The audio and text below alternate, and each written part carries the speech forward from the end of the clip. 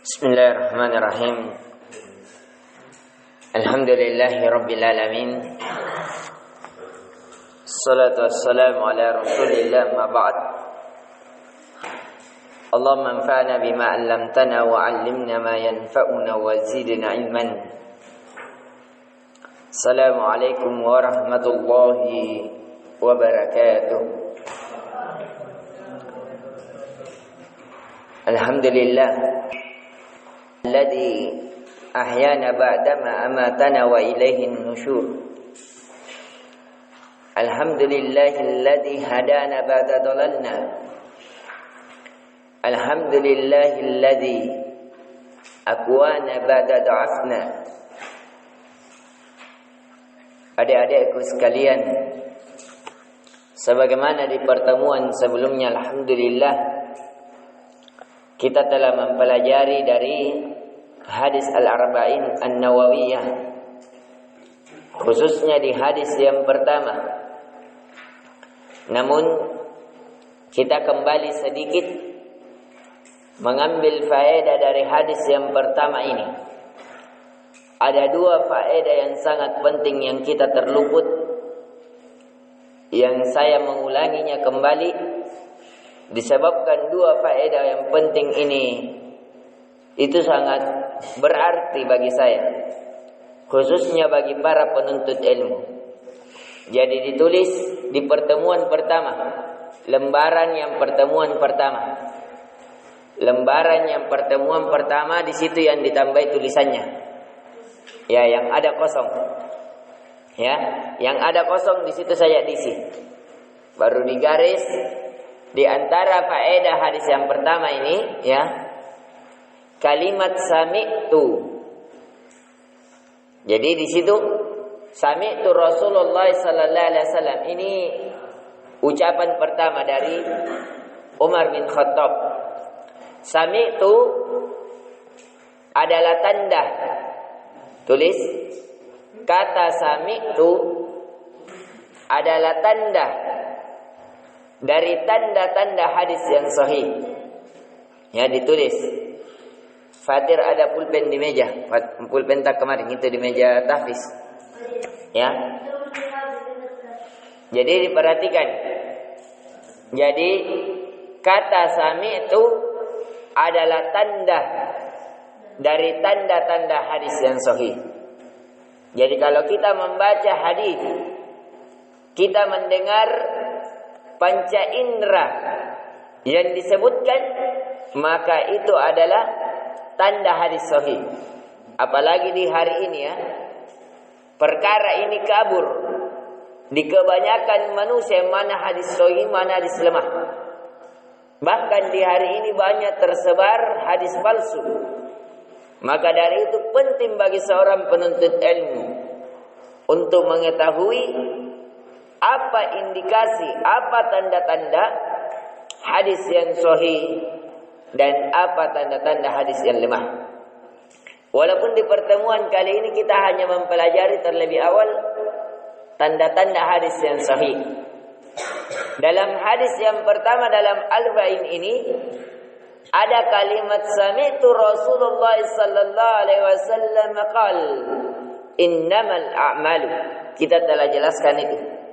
Ya, jadi ada kata sami'tu, saya mendengar. Jadi ciri-ciri hadis yang sahih, satu tadi sami'tu. Dua, ra'aitu. Ciri-ciri hadis yang sahih. Ciri-ciri hadis yang sahih ketika ada penyebutan panca indera pada seseorang. Ketika ada penyebutan panca indera, ditulis ciri-ciri hadis yang sahih, panca indera, ciri-ciri hadis yang sahih ketika ada penyebutan panca indera pada seseorang. Misalnya, ditulis misalnya,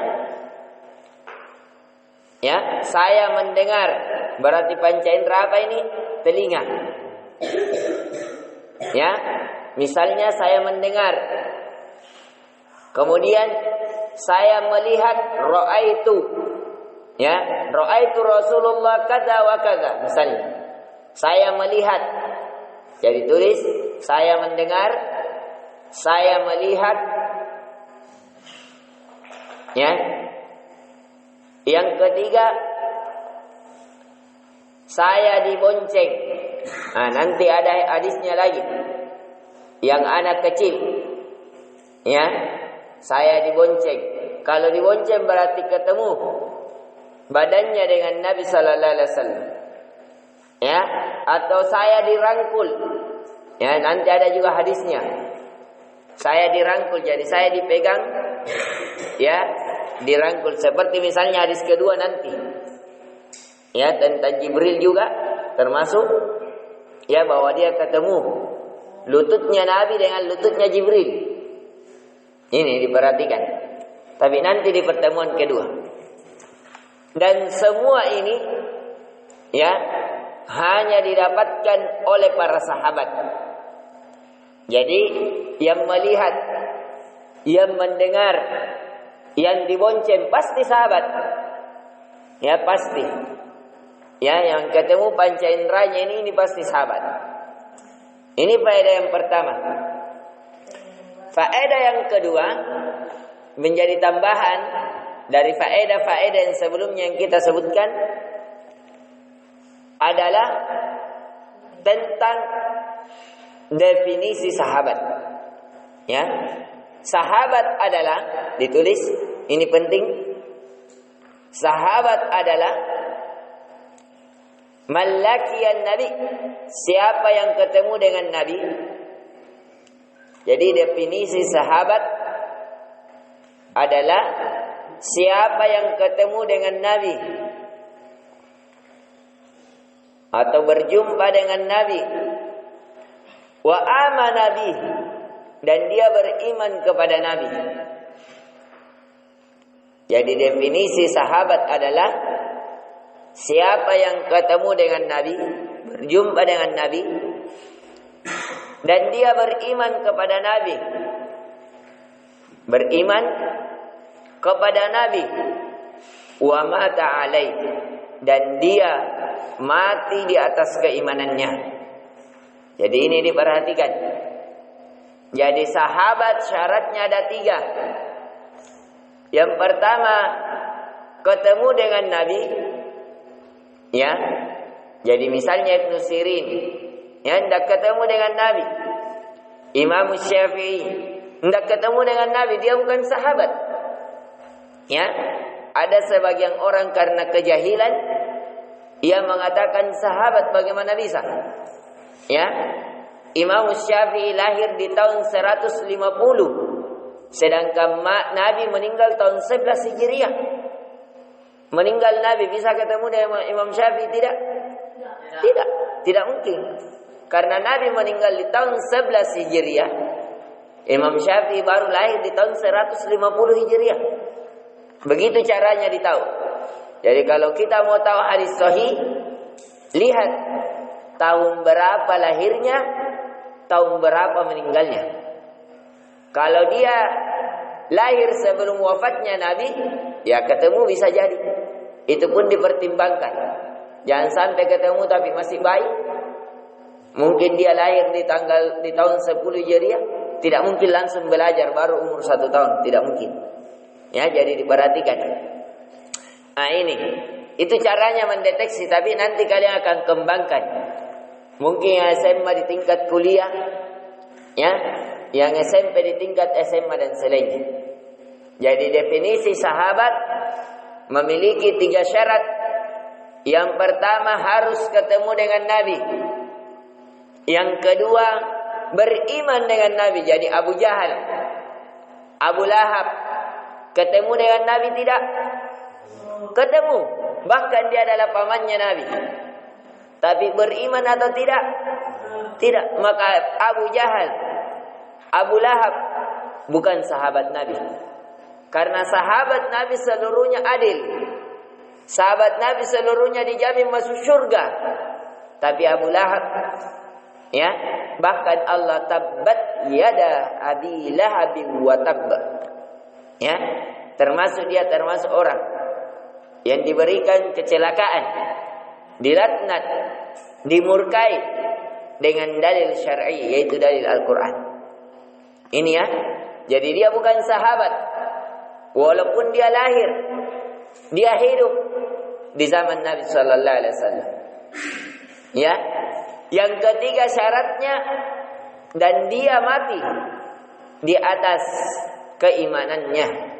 Jadi ada sahabat yang murtad dahulunya, dia beriman sama Nabi, tapi di masa Abu Bakar banyak yang murtad. Makanya salah satu peperangan yang dilakukan oleh Abu Bakar adalah memerangi orang-orang yang murtad. Memerangi orang-orang yang murtad. Mereka inilah orang-orang munafikin, ya, yang diperangi oleh Abu Bakar. Jadi sekali lagi saya ulangi, definisi sahabat memiliki 3 syarat. 1, ketemu atau berjumpa dengan Nabi. 2, beriman dengan Nabi. 3, mati di atas keimanannya. Siapa yang mati tidak di atas keimanannya, maka dia keluar dari koridor sahabat. Ya. Kemudian di pertemuan kali ini kita akan menambah di lembaran baru. Ya, lembaran baru. Kita telah menjelaskan hadisnya. Sekarang diperhatikan dalam hadis Arba'in Nawawiyah itu dikatakan rawahul Bukhari wa Muslim. Sekarang kita akan mempelajari biografi singkat Imam Bukhari dan Imam Muslim. Ya, biografi singkat Imam Bukhari dan Imam Muslim. Ya, biografi singkat Imam Bukhari dan Imam Muslim. 1, nama Imam Bukhari adalah Abu Abdullah. Jadi namanya, kunyanya Abu Abdullah. Nama aslinya Muhammad bin Ismail. Jadi namanya adalah Muhammad Abu Abdullah Muhammad bin Ismail. Abu Abdullah Muhammad bin Ismail. Jadi Abu Abdullah kunyanya. Saya sudah jelaskan bahwa di kalangan para ulama kunya ini sangat terkenal, karena dia adalah sunnah dari sunnah Nabi Sallallahu Alaihi Wasallam. Abu Abdullah kunyanya, namanya Muhammad bin Ismail. Muhammad bin Ismail Al-Bukhari. Al-Bukhari. Jadi kalau ditanya, misalnya kita katakan rawahul Bukhari wa Muslim. Siapa itu Bukhari? Bukhari adalah Muhammad bin Ismail. Bukhari adalah namanya Muhammad bin Ismail. Kunyanya siapa? Kunyanya Abu Abdullah. Ya. Kunyanya Abu Abdullah. Kenapa Ustaz dikatakan Bukhari? Dia lahir, tulis lahir. Lahir di Bukhara. Lahir di Bukhara. Makanya dia dikatakan Bukhariyu, dari Bukhara. Sama yang kemarin, An-Nawawiyu, dari Nawa, Damaskus. Ya, kita sudah jelaskan. Misalnya saya Safaruddin Al-Makassariyu. Ya, seperti itu. Ini Imam Bukhari. Jadi Muhammad bin Ismail Al-Bukhariyu, karena dia dilahirkan di Bukhara. Nama kitab, tulis nama kitab yang paling terkenal oleh Imam Bukhari adalah Sahih Kitabul Bukhari. Ini singkatnya ya, Sahih Bukhari. Dia ini kitab paling benar di dunia setelah Al-Quran dan hadis, dan setelah Al-Quran. Tulis saja, dia adalah kitab ya yang paling benar setelah Al-Quran. Sahih Bukhari saja tulis. Kalau nama kitabnya panjang ya. Kitabul Jami' As-Sahih Al-Bukhari. Ya. Jadi pertama sekali lagi saya ingatkan, Imam Bukhari namanya Muhammad bin Ismail, kunyanya Abu Abdullah, lahirnya di Bukhara. Ya. Nama kitabnya adalah Sahih Bukhari. Dalam kitabnya ini memiliki lebih 8.000 hadis. Jadi tulis di dalam kitabnya memiliki 8.000 hadis lebih. Tapi yang terulang sekitar lebih 4.000 hadis. Jadi 4.000 saja hadis yang di dalamnya. Tapi karena dia terulang, maka dia kurang lebih 8.000 hadis. Dan kitab Bukhari ini adalah kitab yang paling benar setelah Al-Quranul Karim. Jadi kalau kita mau tahunya apa kitab yang paling bagus Ustaz setelah Al-Quran, adalah kitab Bukhari. Ya. Tahun kelahirannya ditulis. Ya, beliau lahir. Kayak tulis biodata ya. Nama, ya, tanggal lahir, ya, tempat lahir. Kayak tulis biodata, jadi tersusun atas ke bawah. Jangan dicampur-campur semuanya kayak tulisan bahasa Indonesia. Ditulis namanya, kunyanya, begitu bagusnya cara menulis, ya. Beliau lahir tahun 194 Hijriah. 194 Hijriah. Ya. Dan wafat tahun 256 Hijriah. Lahir 194 Hijriah dan wafat tahun 256 Hijriah. Ya. Ini guru-gurunya ditulis. Guru-guru Imam Bukhari. Satu yang paling terkenal ini ya. Satu, Imam Ahmad bin Hanbal. Jadi Imam Bukhari ini belajar sama siapa? Imam Ahmad bin Hanbal, murid dari Imam Syafi'i. Ya. Yang kedua, ya, Ishaq bin Ruhai. Ishaq bin Ruhai. Inilah ini gurunya. Jadi yang kedua gurunya adalah Ishaq bin Ruhai.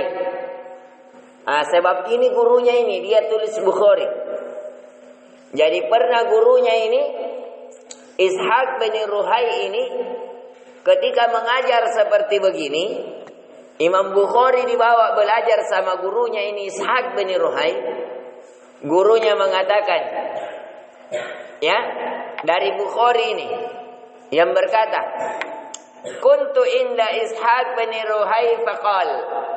Dahulu saya pernah bersama Ruhai bin Ishaq dan ia berkata, lau jama'tum kitaban mukhtasaran. Seandainya ada di antara kalian yang menulis buku yang singkat li sahihi sunnah, yang paling sahih di sunnah Nabi sallallahu alaihi wasallam. Artinya yang paling sahih dalam hadis-hadis Nabi sallallahu alaihi wasallam. Dan berkata Bukhari, fa waqa'a fi qalbi. Maka itu pun iya bagus memang. Akhirnya masuk di dalam hati saya. Saya bergairah melakukan apa yang diinginkan guru saya. Terbetik di hati saya akan menulis apa yang dimau guru saya. Ya. Akhirnya kata beliau, fa akhadtu fi jam'i hadzal kitab. Maka saya pun ya menulis, mengumpulkan kitab itu. Jadi kitab Bukhari. Jadi dia dari gurunya ini Ishaq bin Ruhai. Ishaq bin Ruhai ini ahli fikih, ahli hadis, ahli tafsir. Guru dari Imam Bukhari pernah mengabarkan ke Bukhari agar hendaknya ada orang yang pada saat itu tidak ada kumpulan-kumpulan hadis Nabi, belum ada. Ada, tapi masih bercampur seperti Musnad Imam Ahmad. Ya, belum diteliti lebih dalam sanadnya. Muncullah Imam Bukhari ini. Ya, karena sebelumnya ada Muwatta Imam Malik, buku yang terkenal dari guru Imam Syafi'i. Ada Musnad Imam Ahmad dari gurunya saja ini Imam Bukhari, Imam Ahmad. Di dalamnya ada 40.000 hadis dalam Musnad Imam Ahmad. Ini ya, biografi singkat Imam Bukhari. Sekali lagi kita ingatkan, kenapa dikatakan Bukhari? Karena dia lahir di Bukhara. Ya. Kemudian murid-muridnya ditulis. Ya, karena waktu yang membatasi kita singkat ya. Murid-murid beliau. 1, Imam Muslim. Nah, ini Imam Muslim, Rawahul Bukhari wa Muslim. Imam Muslim ini murid dari Imam Bukhari. Nah, ini. Jadi Imam Muslim adalah murid dari Imam Bukhari. Yang kedua Imam At-Tirmidzi, atau boleh dibaca At-Tirmidzi. Jadi dua bacaannya, Tirmidzi, Tirmidzi. Boleh, dua-duanya boleh. Boleh dibaca dengan dhamma tanya, boleh dibaca dengan kasro tanya. Tirmidzi, Tirmidzi. Nanti di hadis ketiga, ya, hadis tentang Abdullah bin Umar, itu hadis rawahu Muslim wa Tirmidzi wa misalnya. Ya. Tirmidzi ini adalah murid juga dari Imam Bukhari. Yang ketiga murid dari Imam Bukhari, Abul Qasim Al-Baghawi, salah satu ahli tafsir. Ya, Abul Qasim Al-Baghawi. Al-Baghawi. Ya, yang keempat An-Nasa'i. Yang keempat Imam An-Nasa'i. Nanti ada hadis juga. Ya, Tirmizi, An-Nasa'i, Ibnu Majah. Ya, yang kelima Ibnu Huzaimah. Ya, hadis rawahu Ibnu Huzaimah ada juga.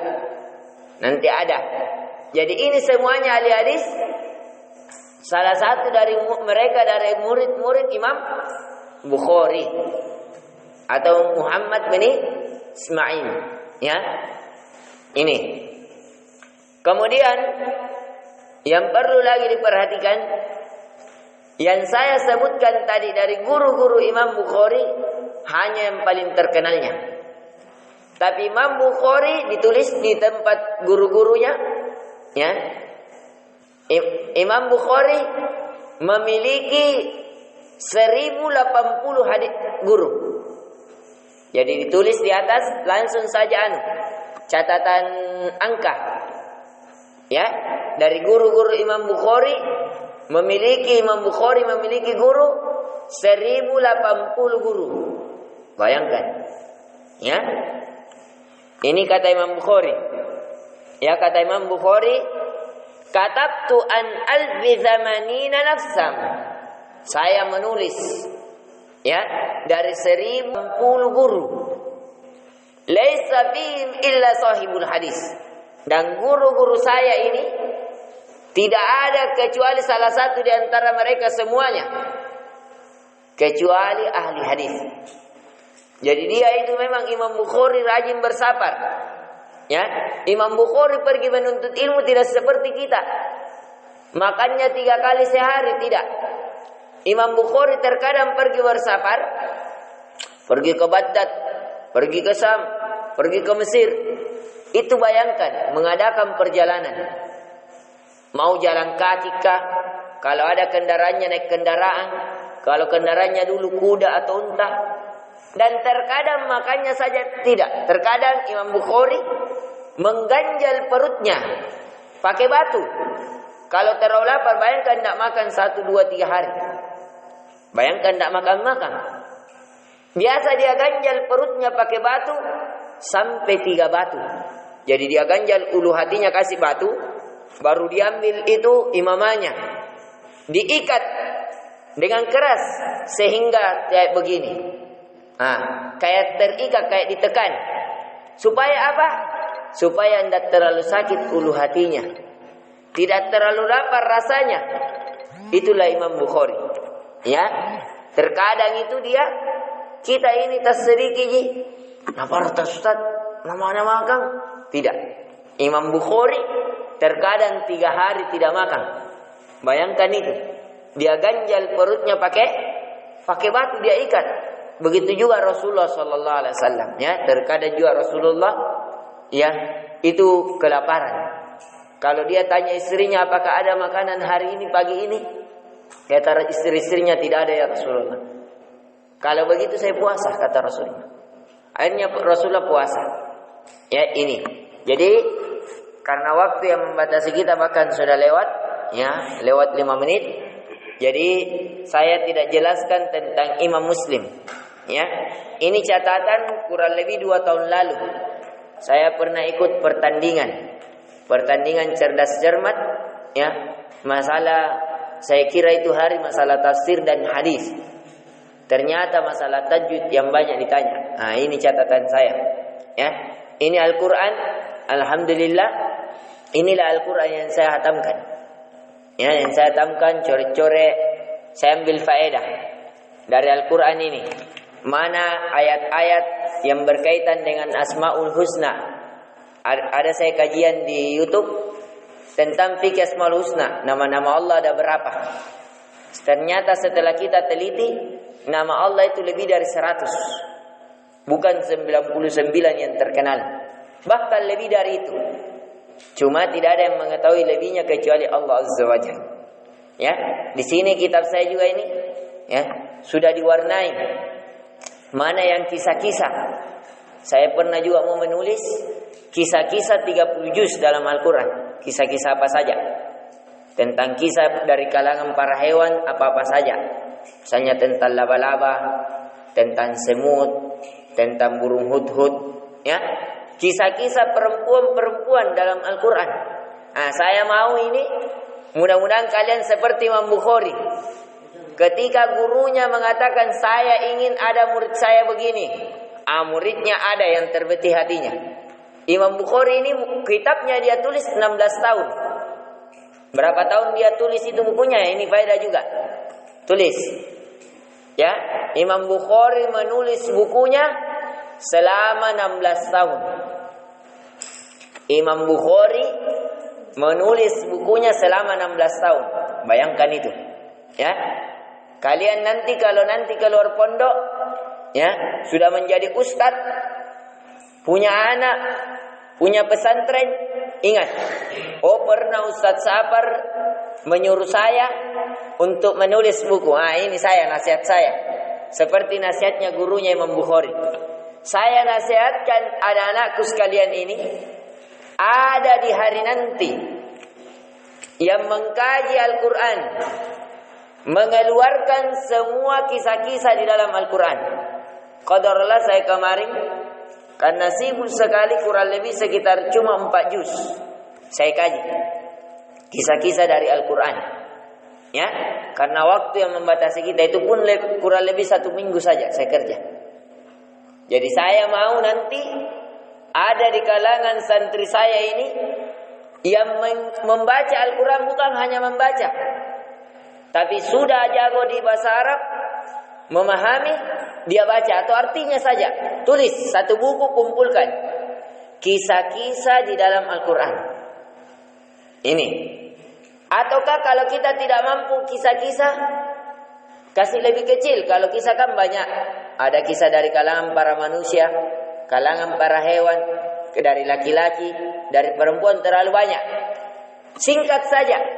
Kisah-kisah misalnya ada laki-laki yang di dalam Al-Quran. Khusus laki-laki saja. Karena di dalam Al-Quran ada kisah-kisah tentang perempuan-perempuan, misalnya kisahnya Maryam, ya, kisahnya misalnya Aisyah, kisahnya Khadijah ada. Tapi saya mau itu, terserah kita. Mau kisah-kisah misalnya tentang wanita di dalam Al-Quran. Itu penting. Karena umat sekarang ini akan semakin tahun semakin banyak perempuan. Bahkan salah satu tanda kiamat ketika perempuan itu 1:50 laki-laki. Itu. Jadi saya ingatkan, saya menginginkan ada di antara murid saya nantinya yang menulis, yang mengkaji 30 juz Al-Quran dan menulis buku kisah-kisah dari Al-Quran, entah kisah secara umum atau kisah-kisah khusus para hewan atau para wanita secara khusus atau para laki-laki secara khusus, ya. Itu. Ini yang bisa saya berikan, semoga bermanfaat. Lebih dan kurangnya mohon dimaafkan.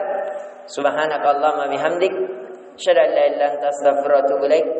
Assalamualaikum warahmatullahi wabarakatuh.